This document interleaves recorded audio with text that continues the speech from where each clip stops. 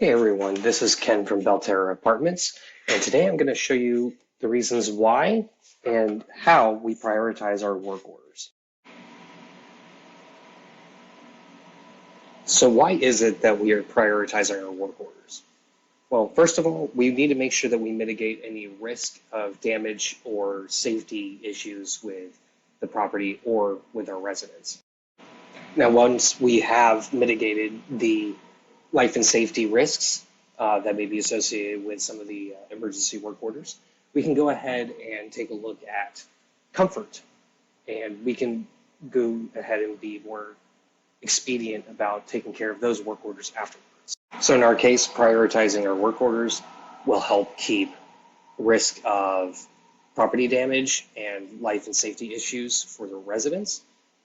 And then also, it can help us be more efficient with our work orders. Another great tool for us to have that isn't in our tool bags is going to be in your clipboard, and that would be a physical printout of the work order. So I'm going to go ahead and show you how to print out each of these work orders in batch. So we'll go up to this top corner over here, and we'll click this button. All of the work orders that will go down and down and down will be highlighted with a green check mark. Now I'm more interested in taking care of the residents' apartments, all of these, and we can leave out the common and inspections. So we can deselect the ones that are not going to be for us at the moment. And once we're done with that, we'll go to execute for selected. And when you click on it, you'll get three options. The top one is print service request. And we'll click on task summary. And then once you do that, it will go ahead and prompt you for print. Now, in this situation, I'm actually using the sandbox version of Incasa, so it will not preface me for print and prioritize them in this way.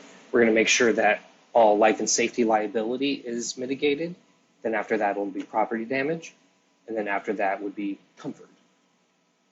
So in this case, we're going to have unit 533 with the balcony railing rusted through. That's a life safety issue because someone could fall through that and get hurt, especially because these people are on the third floor. So we will make sure to do that one first. Now, once that one's been taken care of, we can go into the same building and do this 513 work order. So it doesn't have to be where you have a life and safety here in this building, life and safety in this building, life and safety in this building. You can make it a little bit more efficient by saying, okay, let's take care of this life safety issue here first.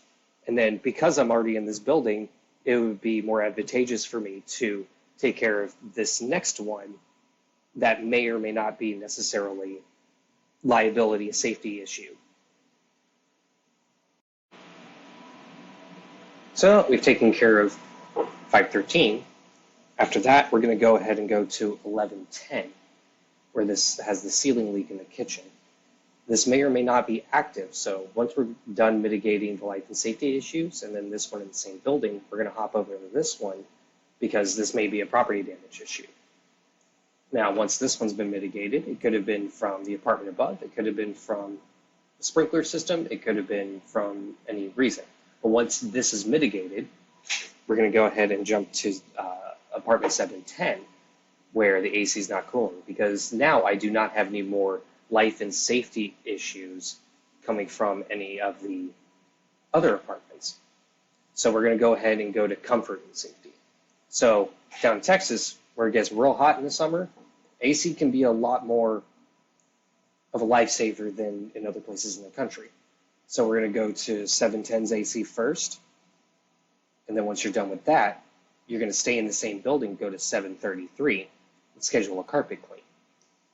And then once you're done with that, you go to 823, because in our case, 823 is the building right next to building 7. And then you continue on with 319's AC, because it's also dealing with comfort and safety.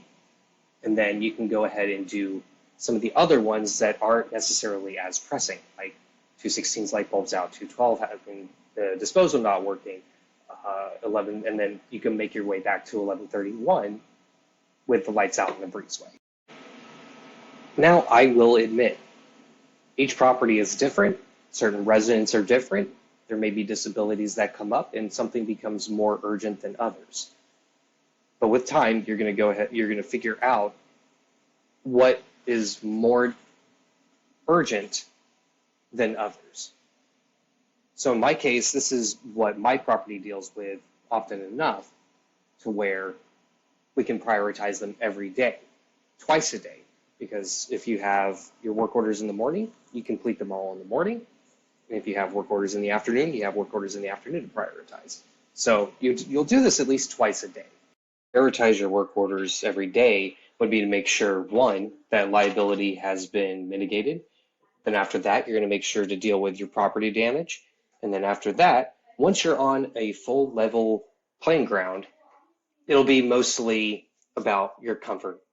So if a bunch of light bulbs come up, you can go through and do those next, or a plugged sink, or other things of that nature that aren't necessarily as urgent as, let's say, a balcony railing potentially falling through.